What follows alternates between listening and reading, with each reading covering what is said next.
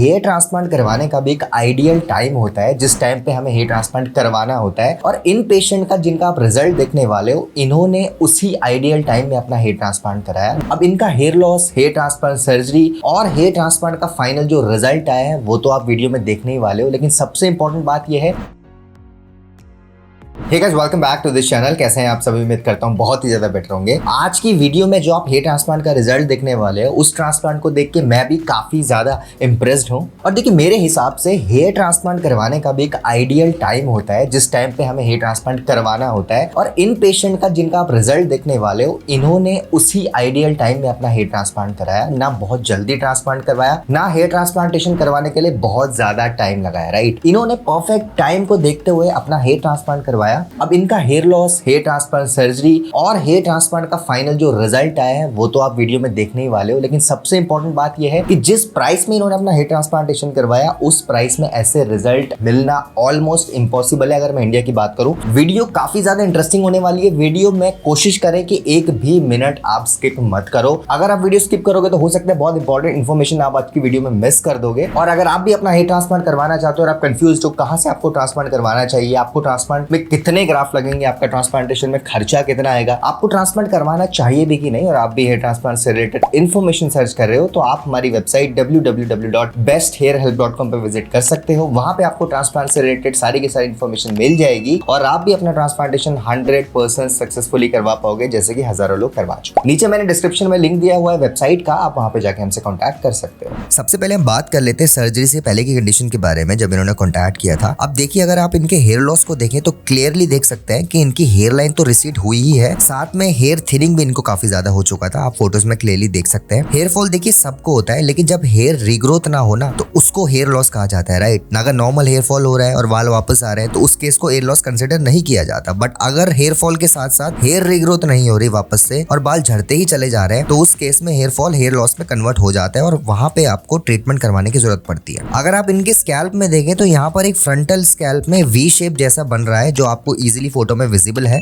और उसकी साइड से हेयर लॉस ऑलरेडी हो चुका है और इस वी शेप में हेयर थिनिंग भी हो रही है। सबसे बड़ी बात, इसीलिए जो प्रोसीजर है उससे सिर्फ फ्रंटल हेयर लॉस को ही कवर नहीं करना, साथ में सेंट्रल लाइन पे भी डेंसिटी बढ़ाने के लिए ट्रांसप्लांटेशन करवाने की जरूरत पड़ी। लेकिन अगर आप इनके साइड टेम्पल्स देखेंगे तो ये पता चलता है कि इनके साइड टेम्पल्स हैं, वहां पे हेयर लॉस अभी नहीं हुआ है। राइट, तो वहां पे अभी साइड टेम्पल्स बनाने की कोई भी जरूरत नहीं पड़ने वाली। लेकिन इनके जैसे बहुत सारे यंगस्टर्स ने आज अपने अर्ली 20s से ही हेयर लॉस फेस करना स्टार्ट कर दिया। हेयर लॉस एक ऐसा प्रॉब्लम है जो कि सिर्फ मैं अगर आपको ब्लेम कर दूं कि आपकी हैबिट्स अच्छी नहीं है, आप प्रोटीन नहीं खाते, ये कह दूं कि पोल्यूशन बहुत ज्यादा है, तो इन चीजों से जरूरी नहीं कि आपका हेयर लॉस हो रहा है। हेयर लॉस में जो सबसे बड़ा मेजर जो फैक्टर होता है वो जेनेटिक्स ही होता है। और मेल पैटर्न बॉल्डनेस की बात करूं तो मेल पैटर्न बॉल्डनेस में 90% जेनेटिक्स की वजह से ही होता है। राइट, और अगर ब्लेम सिर्फ जेनेटिक्स का है और अपने अर्ली 20s में आप भी हेयर लॉस फेस कर रहे हैं, तो उसे बिगिनिंग में ही कैसे रोका जाए और क्या आप उसको शुरुआत में रोक सकते हैं, इसके ऊपर भी मैं बहुत जल्द एक वीडियो लाने वाला हूं कि अगर आपका हेयर लॉस होना अभी जस्ट स्टार्ट हुआ है, आप उसको कैसे कंट्रोल कर सकते हैं। इस चीज में मैं बहुत जल्द वीडियो लाने वाला हूं। अगर आप चाहते हैं वीडियो और भी ज्यादा जल्दी आए तो नीचे कमेंट्स में बताओ कौन कौन ये वीडियो हमारे चैनल में जल्द से जल्द चाहता है। अगर 10 कमेंट्स ऐसे आए कि ये वीडियो जल्दी चाहिए तो मैं बहुत जल्द ये वीडियो लाऊंगा, जिसमें मैं बताऊंगा कि अगर आपका हेयर लॉस होना अभी स्टार्ट हुआ है और आप नहीं चाहते कि हेयर लॉस ज्यादा बढ़े, तो कौन सा ट्रीटमेंट आप ले सकते हैं और कैसे आप अपने हेयर फॉल को शुरुआत में ही कंट्रोल कर सकते हो। सो फाइनली इन्होंने अपना हेयर ट्रांसप्लांटेशन जयपुर के एक बहुत अच्छे क्लिनिक से करवाया।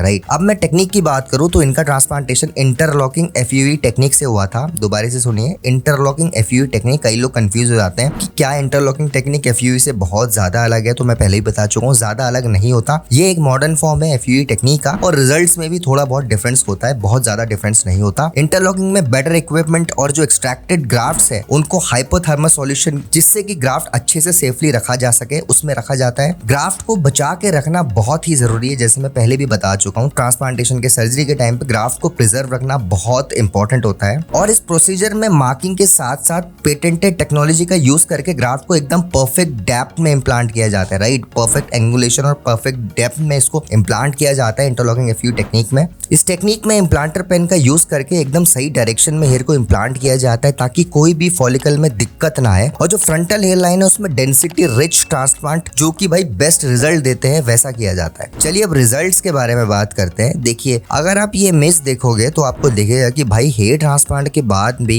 3 से 4 महीने में ऐसे रिजल्ट दिखते हैं कि सिर्फ बेबी हेयर्स ही हमको 3-4 महीने में दिखेंगे और धीरे धीरे करके ग्रो करेंगे। तो देखिए बेसिकली होता क्या है, अभी रिजल्ट ट्रांसप्लांटेड एरिया को कवर कर रहे हैं, फिर बाद में वो डेंसिटी भी आएगी। बेबी हेयर की ग्रोथ के लिए आपको मेडिकेशन और कुछ डॉक्टर PRP भी रिकमेंड करते हैं। मेडिकेशन जैसे मिनॉक्सिडिल हो गया, फिनेस्ट्राइड हो गया, कुछ केसेस में कुछ केसेस में बायोटिन टैबलेट्स भी दी जाती है मिनॉक्सिडिल के साथ, ताकि जो बेबी हेयर्स हैं वो बहुत जल्दी से डेंस होने लगे और ग्रो करने लगे। और इस फेज में और जरूरत है केयर का, राइट। अब इस फोटो को देखिए, ओवरऑल जो दिख रहा है, जो फ्रंटल हेयर लाइन है वो धीरे धीरे बेबी हेयर से कवर हो रही है। अब baby hair and transplanted hair को इसलिए कहा जाता है क्योंकि जैसे बेबीज को फर्स्ट टाइम हेयर ग्रोथ होनी स्टार्ट होती है ना, पतले पतले बाल आप छोटे छोटे बेबीज को देखोगे, वैसे ही ट्रांसप्लांट के बाद भी आपको भी वही फेज वाले बाल दिखाई देंगे जैसे छोटे छोटे बेबीज में होते हैं। और वो कुछ टाइम तक ऐसे ही रहते हैं, धीरे धीरे करके ये बाल मोटे होने लगते हैं और डेंस होने लगते हैं, जिस वजह से आपका रिजल्ट आने लगता है, राइट। अब बेसिकली इस पीरियड में फिर शॉक लॉस होता है, जहाँ पे ट्रांसप्लांटेड हेयर जो है वो चले जाते हैं और फिर जो न्यू हेयर है वो उनको रिप्लेस करते हैं, राइट। वैसे ही आप इन पेशेंट की कंडीशन में भी देख सकते हो। अब ये यहाँ पे देखिए कि शॉर्ट हेयर के रिजल्ट्स आप देखेंगे और लगेगा कि भाई ये नेचुरल हेयर लाइन है पूरा, राइट। हेयर लाइन एकदम परफेक्ट और डेंसिटी अच्छी दिख रही है। और अगर आप शॉर्ट हेयर रखते हैं तो आपके लिए ऐसे ही रिजल्ट्स बेस्ट होते हैं। अगर मैं ऑनेस्टली आपको बताऊं, अगर आप बहुत ज्यादा लंबे बाल नहीं रखते तो आपकी हेयर लाइन नेचुरल होना बहुत ज्यादा जरूरी है और आपकी डेंसिटी भी डिसेंट होनी चाहिए। क्योंकि लंबे बाल में तो कई लोग क्या करते हैं कि अपना बॉल्डनेस कवर कर लेते हैं या फिर डेंसिटी कम भी होगी तो बालों को उस हिसाब से मेंटेन करते हैं, उस हेयर स्टाइल को मेंटेन करते हैं कि जिससे डेंसिटी लगे, राइट। लेकिन छोटे बाल अगर आप रखते हैं तो आपकी डेंसिटी होना बहुत ज्यादा जरूरी है और हेयर लाइन भी नेचुरल होना बहुत ज्यादा जरूरी है। वरना अगर आप बाल खड़े करोगे या कोई पफ भी बनाओगे तो कोई भी देख के बता देगा कि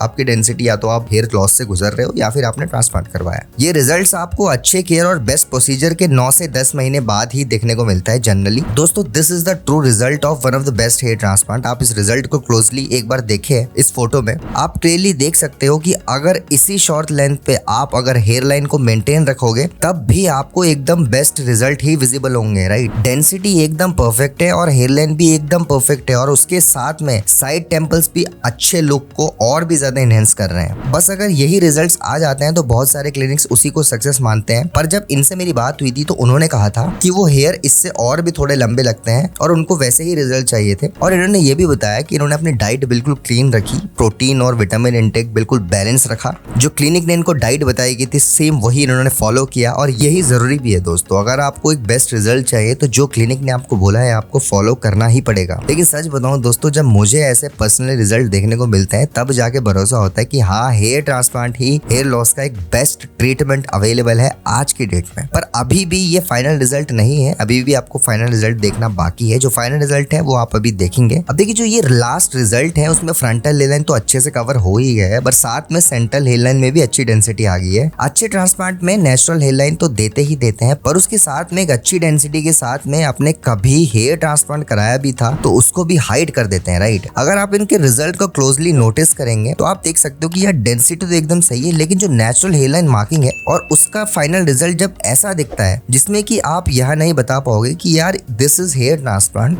अब इन्होंने कॉम से एक साइड पे हेयर को पुश कर दिया है तो वहां पे ऐसा लग रहा है कि जैसे मैं फ्रंटल में 100% रिजल्ट कहूंगा तो सेंट्रल में कहूंगा 97.5% दोस्तों। और सबसे बड़ी बात, रिजल्ट आने के साथ साथ इनका कॉन्फिडेंस बहुत ही ज्यादा बूस्टअप हो गया है, राइट। और इसीलिए लोग आज की डेट में ट्रांसप्लांटेशन करवाते हैं। कई बार आपने देखा होगा जिनको हेयर लॉस की इशू नहीं भी होता वो भी ट्रांसप्लांट कराते हैं, जस्ट बिकॉज वो अपनी हेयर लाइन को और एग्रेसिव बना के और कॉन्फिडेंस को और भी ज्यादा बूस्ट करना चाहते हैं, राइट। सो गाइस आज की वीडियो में इतना ही था। बस अगर मैं लास्ट में ऐड करूं तो बस यही कहूंगा कि देखिए मुझे तो दोस्तों आज के रिजल्ट्स बेस्ट लग ही रहे। आपको कैसे लग रहे हैं जरूर बताइए। नॉरवुड हैमिल्टन स्केल पे मेरे अकॉर्डिंग तो दोस्तों 2 और 3 ग्रेड के बीच में इनका बॉल्डनेस था। इस फेज में हेयर लॉस तो अच्छी बढ़ गई है, डेंसिटी भी कम हो गई थी, लेकिन इनका डोनर एरिया स्ट्रॉन्ग था, इसीलिए बेस्ट रिजल्ट इनको मिले, राइट। ये एक ऑप्टिमम टाइम था इनके लिए हेयर ट्रांसप्लांट करवाने का। आप लोगों को क्या लगता है कौन से ग्रेड पे हेयर ट्रांसप्लांट करवाना चाहिए और किस ग्रेड पे ट्रांसप्लांट नहीं करवाना चाहिए, जरा उसके बारे में कमेंट सेक्शन में आप जरूर बताओ। तो गाइज ये थी आज की वीडियो। आज की वीडियो में आपने इनके रिजल्ट देखे। अब अगर मैं अपने मन से आपको बताऊं तो मेरे को रिजल्ट देख के सिर्फ एक ही बात ख्याल आई कि ये result one of the best result है। और मैं आपसे पूछना चाहूंगा आपको ये रिजल्ट कैसा लगा, नीचे कमेंट बॉक्स में जरूर बताइए। और ग्रेड ऑफ बॉल्डनेस की बात करूं तो ये मुझे नॉरवुड हैमिल्टन ग्रेड 2 या 3 के बीच में ही लग रहा था। आपको आपको किस ग्रेड का बॉन्डलेस लगता है वो भी आप नीचे कमेंट में जरूर बताइए। और एक और बात, इनका डोनर काफी ज्यादा स्ट्रॉन्ग था, जैसे कि मैंने वीडियो में बताया, ये एक बहुत बड़ा रीजन था इनके इतने अच्छे हेयर ट्रांसप्लांट रिजल्ट आने का। अब इसका ये मतलब नहीं कि अगर आपका डोनर एरिया स्ट्रॉन्ग नहीं है तो आपका रिजल्ट नहीं आएगा, आपका उस कंडीशन में भी रिजल्ट आता है अगर आप एक अच्छे क्लिनिक से ट्रांसप्लांट करवाओ। लेकिन